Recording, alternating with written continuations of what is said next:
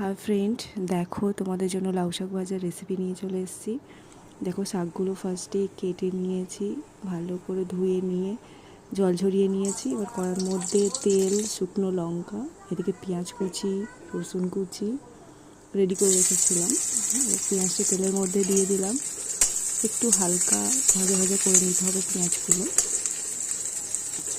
হালকা ভাজা হয়ে গেলে এর মধ্যে দিয়ে দেব রসুন কুচি। এগুলোকে হালকা ফ্রাই করে নিতে হবে। পর কেটে রাখা শাকগুলো দিয়ে দেবো, দিয়ে 2 মিনিট নাড়াচাড়া করতে হবে। দেখো এভাবে নাড়লে শাক দিয়ে জলটা বেরিয়ে আসবে। শাকের মধ্যে কিছুটা পরিমাণে লবণ দিয়ে দিতে হবে, দিয়ে 2 মিনিট ঢাকা দিয়ে রাখতে হবে। ঢাকা অলরেডি সিদ্ধ প্রায়